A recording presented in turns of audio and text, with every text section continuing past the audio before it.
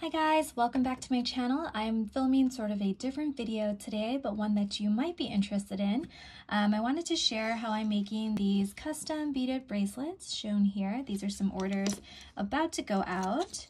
And I'm also going to show how I package them, and I have my boy mom one here that I've been wearing nonstop and actually get a lot of questions about where I'm getting this. So I figured I would share what materials I'm using, how I'm making the bracelets, and even how I package them. So if you're interested, keep watching. On the flip side, if you weren't interested in making it yourself and wanted a bracelet for yourself or as a friend as the holidays are coming up, I'll link down below my Etsy shop as I'm now taking custom orders. All right, so let's get started on the materials. The first thing you'll want is some stretch magic cord. I've looked into different types of cord for this beaded bracelet and have been really happy with the quality of this. 0.5 has been my go-to. If you have a bead with, say, slightly larger hole to string, then you can use a 0.7 or a 1 millimeter. However, so far 0.5 has been my go-to here. In addition to that, you'll want some alphabet or beads here. I've been using these circular designs in black and white, and I'm also offering some rose gold ones in the white color here. To space the beads out, I have been using gold-plated beads from Etsy, and these are 3 millimeter beads in a rose gold plated design here, and they've been really nice and holding up really nicely as well, so I'm very happy with the quality. And then in addition to that, you'll want to find some stones that you like. So for me, I've just been kind of hunting around for beautiful designs. This beautiful coral one here, which I'll be doing a custom order for today. I've got these here, which are actually on my bracelet, has some texture and dimension as well. And also these beautiful beads here, which I think I made this one with, for a nice design here. It matches really nicely with the rose gold. So you'll want to find some beads that work to your aesthetic. Also some GS Hypo Cement, and I'll make some comments on this later. And lastly, you'll probably want to pick up these needles here, and I'll show you how this works in a little bit. It just makes your life a lot easier. And then the last thing are, ideally you want a very sharp precision scissor. Mine's missing at the moment, so I'm using these giant fabric scissors. Not as ideal, but will still do the job. All right, so let's get started. Gonna shift some things around here. So I have been watching lots of videos on YouTube. I've done a lot of research in terms of what materials work best, what methods work best, and I think I have found something that works for me. So this next item is absolutely not a necessary thing. However, I highly recommend picking one up just for ease. I guess it makes it a lot easier to work with. It's called a bracelet beading board. I just found this on Amazon, and basically it gives you the measurements of different wrist sizes. So like 4.5 inches, probably for a little one, 5 3/4, 6 inches, which is my wrist size. Basically, if you're doing custom orders, you'll want the customer to take a string, wrap it around their wrist, pretty snug, and measure that distance. So for example, if they were 6 inches, you would add a 1/2 inch to accommodate for the bead width. And so for example, if I measured my wrist at 6 inches, let's say, then I would make a bracelet at 1/2 inch, 6.5 inches in terms of the distance here. So what I would do here, so this custom order is for someone with a 6-inch wrist, but I'm adding 1/2 inch to accommodate for the bead size. So it's comfortable, but yet snug. And in general, the sizing would be about an extra small is about 6 inches, 6.5 inches is about a small, and then I kind of label down here, 7 inches is about a medium, which is about the average wrist size. So if someone, say, just wanted to guess for a gift for a friend, if they didn't know, I would say a safe bet would be 7 inches, and then 7.5 large, and you can continue on as well. So for this bead board, how it works is if I'm going to use a 6.5 inch one, which I'm doing my custom order for today, I would just place my beads out in a circle here and take out the other box. Okay. noisy. And just take the beads and put them around. Look how beautiful that is. All right, so you'll just kind of loop them around. Let me just add them here. Alternatively, you can use this bottom row as well. For example, if I had a 7-inch person or bracelet that I needed to make, then I would have to use this since my board doesn't really have a 7-inch one exactly. It does have a 7 3/4, which I think I labeled as an extra large here. So you just go like this. So easy, look at that. Perfect. That is so cute. I love this coral color. Okay, so I'm gonna take my 0.5 millimeter stretch magic cord. The first thing you wanna do is stretch it out. So the reason for this is this cord has some stretch to it, and the reason why you wanna kind of pre-stretch it out is because you don't want your customer or your friend or yourself to wear it and then start to stretch it and then have it be too big for their wrists. So if you pre-stretch it, then it already did all the stretching that it needs and it's at the size that it needs to be. So with some practice, I've definitely snapped some cords this way, but you'll kind of get the sense as to how much is too much stretch, how much is enough. There we go, perfect. Okay, and you'll notice some people cut their cord beforehand. I like to just kind of leave it right on this spool here, mainly because I feel like when I cut it, it sometimes rolls off the other end and is extremely annoying. So it seems to be very safe if I just leave it on there. Sorry, you'll hear some beads rolling around. I'm trying to get my little needle here. Okay. And here's that needle I was talking about. So this needle here opens in the center just like this, and it's a little bit different than your traditional needle in that you're just going to place your cord in between here versus like at the tip. So let's see, let's open this up. Sometimes it's a little hard to open. There you go. And you find the end of your cord and stick that in just like that. Whoops. Okay, there. And then you'll kind of tug it in so it stays put just like this. So this actually will kink your cord a little bit. So you'll assume we're going to cut that piece off. You don't want that in your design. All right. And like I said, this piece here, this needle is not necessary, but it will make your life so much easier, and I'll show you why in a little bit, not necessarily at the beginning here. So for me, I like to put one of the gold-plated beads at the start and at the end of the phrase or letter or name or whatever you're doing. And then if it's 2 words, I'd like to place one in the middle here. So to start, I actually like to start in the middle of the gemstones or beads or whatever you're using, not so much in the letters. So let's see here. I'm gonna go, let's find the hole here. All right, so I'm just gonna start stringing this through. So you'll find that some beads have a larger hole for you to go through. Makes it a little bit easier. Some of them are a little bit smaller, which will be a bit more challenging, and your little needle may or may not bend a bit, which is okay. I've gone through 2 needles now, and it just depends on the size of the bead. All right, so you can see this part's actually pretty quick. Trying to make sure I'm still in view for you guys. Great. There we go. This is such a beautiful color here. I love this coral. It's kind of like a darker coral orange almost. I feel like it's perfect for fall. All right, so this is important. When you are stringing, so as you can see, I'm leaving this on here so it can never like fall off the end. When you're doing the letters, well, first I'm going to put my gold plated bead here. This is rose gold. Okay, so when you're doing your lettering, you want to make sure everything is right side up. I have definitely done it where my letters were kind of mixed around, and they're not interchangeable in terms of like, if you flip it upside down, it's the opposite if you flip it. So let's see here. So fall, right? You're going to do it as if you're reading it. You don't want to, like, for example, put the A upside down like this, because your bracelet will constantly read with an upside down A, and it's very annoying to redo later. So take the time to make sure you're putting your letters on properly.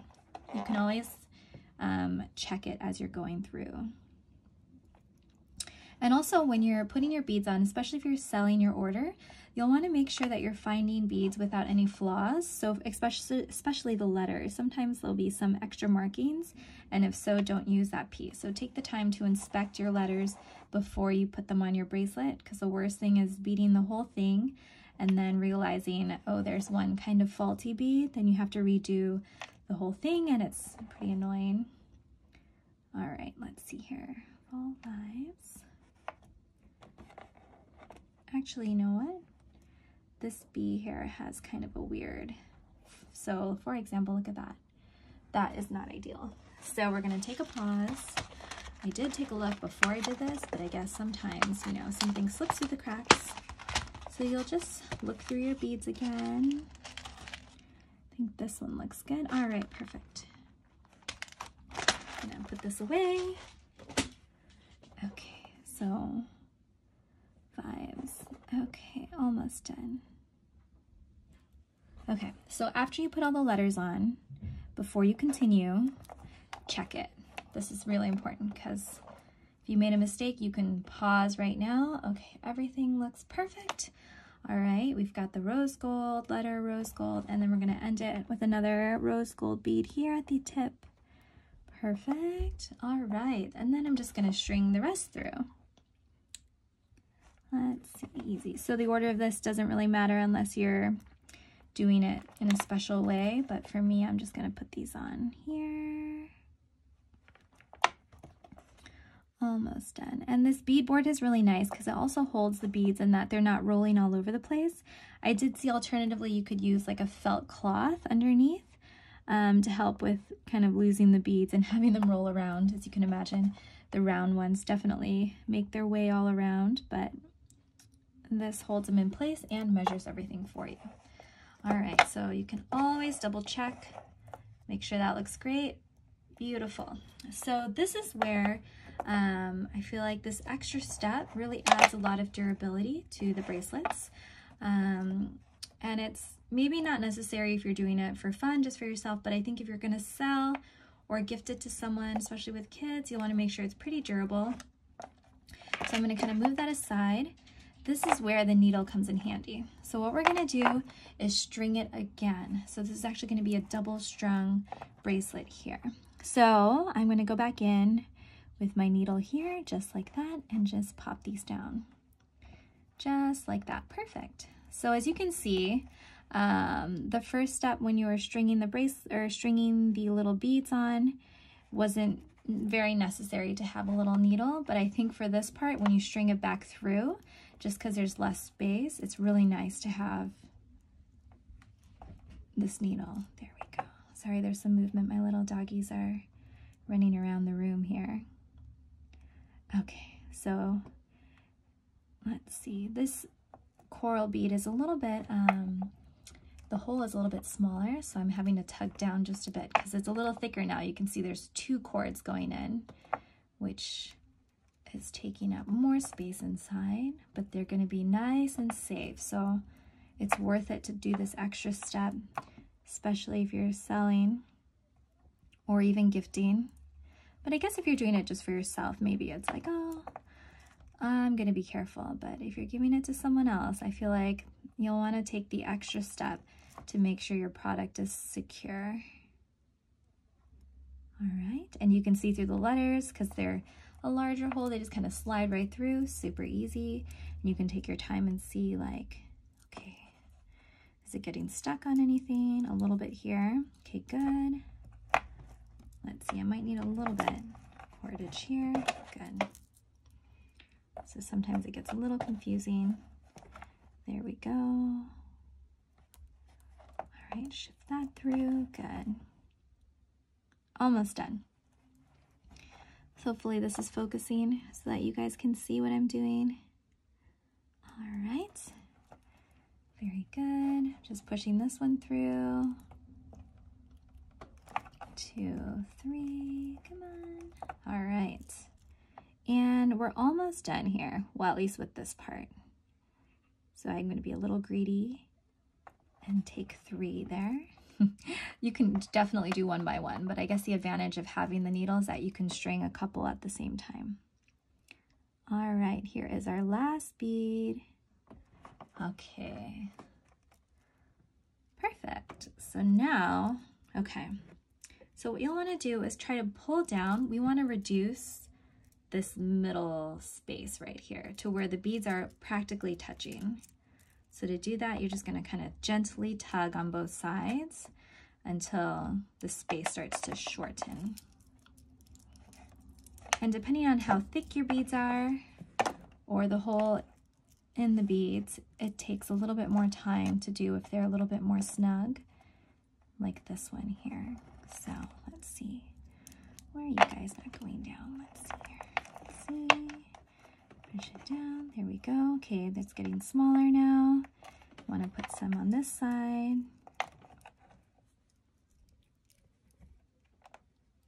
You also don't want to tug too much in that you don't want to break your design at all. So I'm just trying to pull it through here.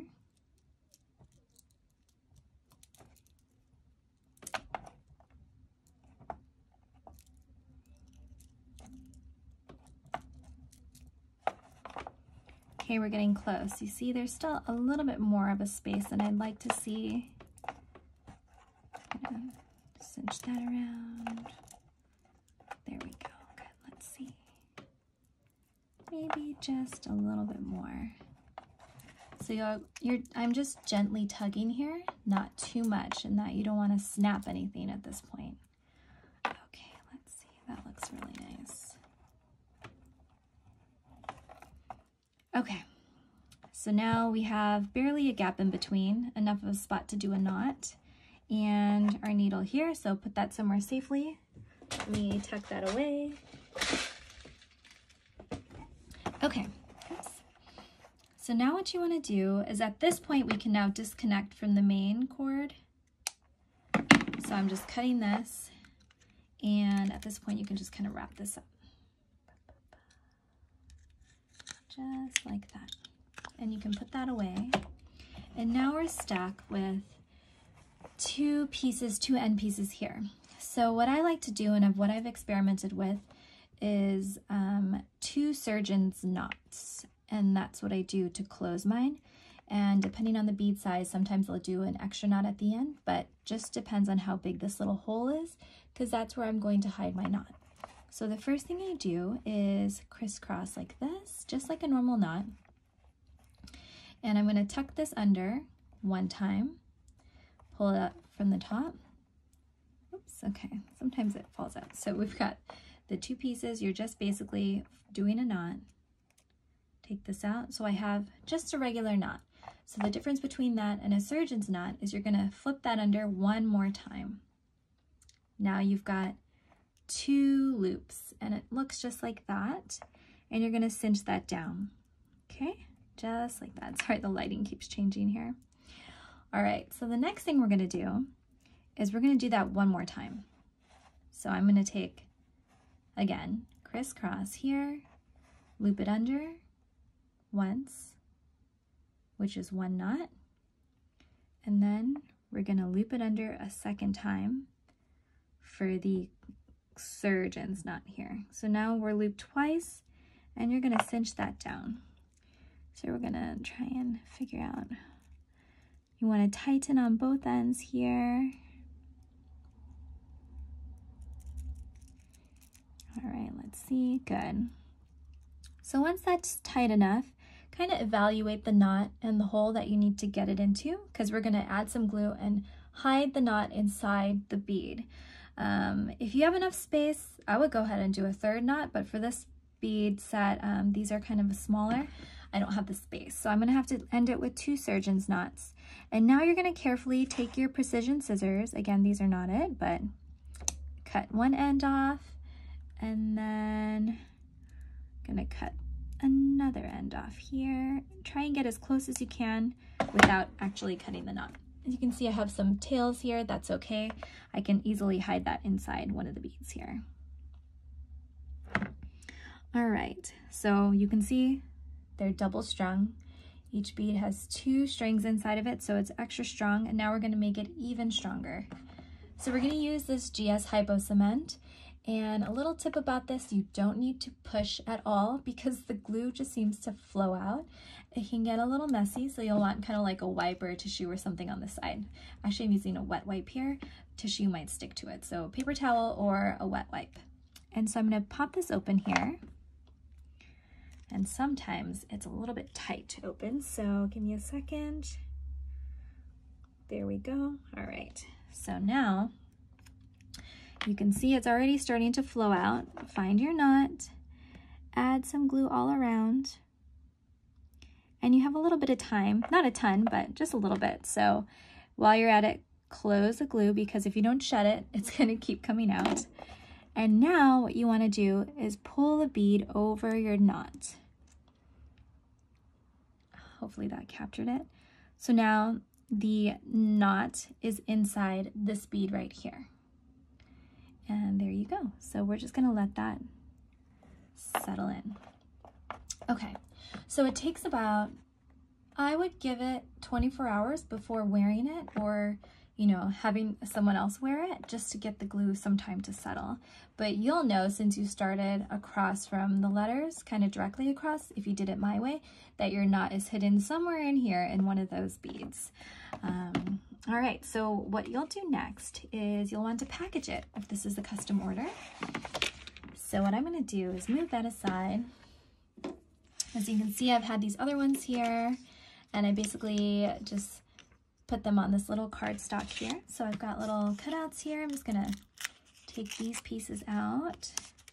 And for this, one side's smooth, one side's a little bit textured. The textured side goes on the inside. And then I'm going to use a little bit of sticker here. Place that on the front here, right in the middle, like that. All right, and for me, I like to use these glue dots to seal it. I usually put 2 on the top portion here. There we go, and then I'll just hook this under here and close it like that. Perfect. And I guess presentation is important, so you'll want to kind of center your design, just like that. Perfect. And so if you can get a little pouch or whatever you want to use for your item, tuck in your business card, tuck in your bracelet, and cinch the top. And there you go. All done. So if you enjoyed this video, let me know. Leave a comment down below. If you're making your own designs from this, tag me on Instagram at Beauty by Starlet. I would love to see. And if you're just interested in picking up a bracelet, check out my Etsy shop. All right, thanks so much. See you guys next time.